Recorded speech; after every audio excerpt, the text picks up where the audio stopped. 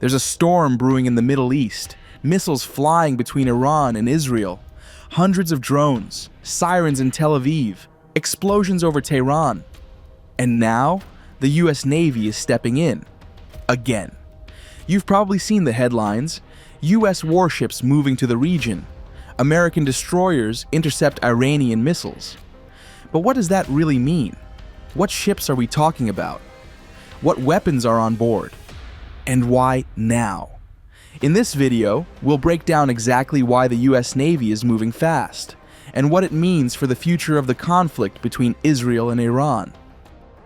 On June 13, 2025, everything changed. After months of rising tensions, Israel launched airstrikes deep into Iranian territory, targeting military bases, infrastructure, and even nuclear research sites. Iran responded immediately, firing more than 200 drones and ballistic missiles toward Israeli cities and air bases. The world watched, fearing the worst. But then, something unexpected happened. American forces stepped in. From land bases and from the sea, U.S. air defense systems helped intercept dozens of incoming threats. Behind the scenes, one of the key players was the U.S. Navy.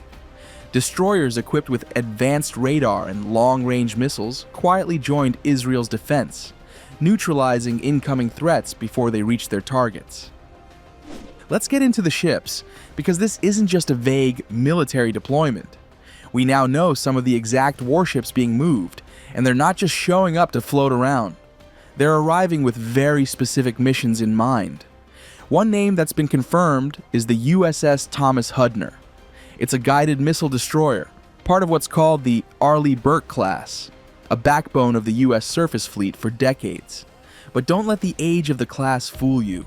The Thomas Hudner is one of the newer ones, equipped with modern systems and ready for 21st century combat. This isn't her first time heading into a tense region either.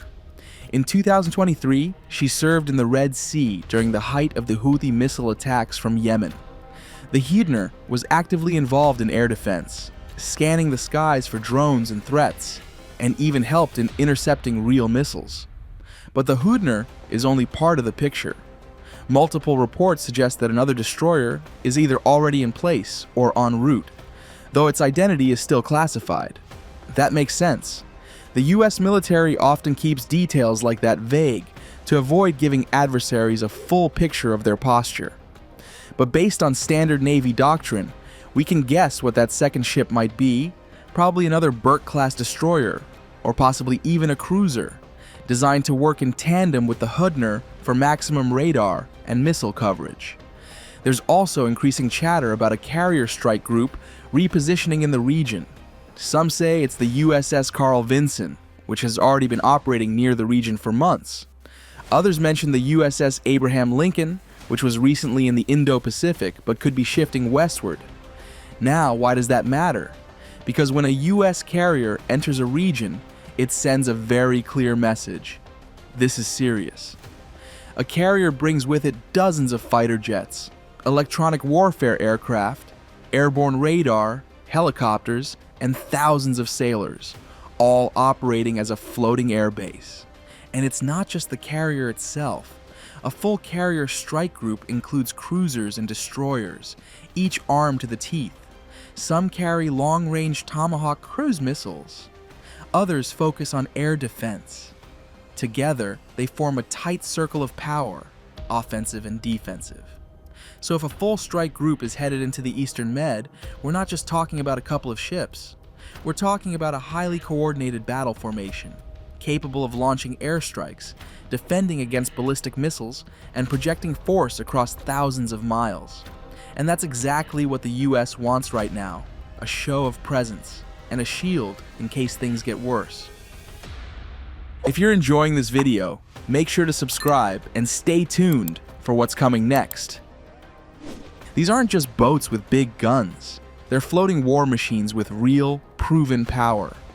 Each destroyer carries dozens of interceptors, missiles designed to shoot other missiles out of the sky. They've got systems like the Aegis combat system, which can track hundreds of threats at once. They've got standard missiles, some capable of hitting targets in space. And they've got crews who've already seen combat. Back in 2023 and 2024, when Houthi rebels were firing drones and cruise missiles into shipping lanes from Yemen, it was ships like the USS Carney and the USS Thomas Hudner that stepped in. They fought in the Red Sea, night after night, intercepting wave after wave of incoming drones, sometimes firing dozens of missiles in a single day. These weren't exercises. This was real combat, and it gave American sailors the kind of experience you can't simulate. So when Iran launched a massive strike on Israel last week, these crews knew exactly what to do. Now, the big question, why is the US getting involved? The answer is complicated, but it comes down to three things: deterrence, defense, and diplomacy. First, deterrence. The US wants Iran to know that any future attack won't go unanswered, and that its missiles won't have a clear path to their targets. Second, defense. American troops are stationed across the region, in Iraq, in Jordan, in the Gulf. If Iran decides to strike back, those troops need protection. Third, diplomacy. By defending Israel while showing restraint, the US is trying to avoid a full-blown regional war. The idea is to stop the violence from spiraling out of control without escalating it even further. But make no mistake, this is dangerous territory. Right now, things are calm, but it's a fragile calm. Iran could try another strike. Hezbollah could launch rockets from Lebanon. Or Houthi rebels could start up again in the Red Sea, forcing American warships to fight on two fronts. In the worst case, this could drag the entire region into a new war, with American forces in the middle of it. That's why every move matters. Every ship, every missile, every decision. This isn't the first time American ships have rushed to defend Israel. Back in 1991, during the Gulf War, US Navy ships helped track and intercept Iraqi Scud missiles. In 2006, during the Lebanon War, US assets moved quickly to evacuate civilians and provide radar coverage. And in the past 2 years alone, American destroyers have shot down Houthi cruise missiles, Iranian drones, and even ballistic missiles flying toward allied nations. But what's different now is the scale. This isn't a rogue militia. It's a major state power, Iran, with thousands of missiles and regional allies ready to act.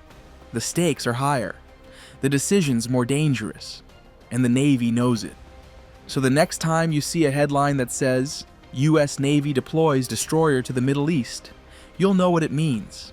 Not just a ship moving from one ocean to another, but a signal, a warning, and a promise that if missiles fly, someone will be there to stop them. If you found this breakdown helpful, hit that like button, subscribe for more updates on global defense and strategy, and drop a comment. Do you think this will end in war, or is this just the new normal? Stay safe, stay informed, and I'll see you in the next one.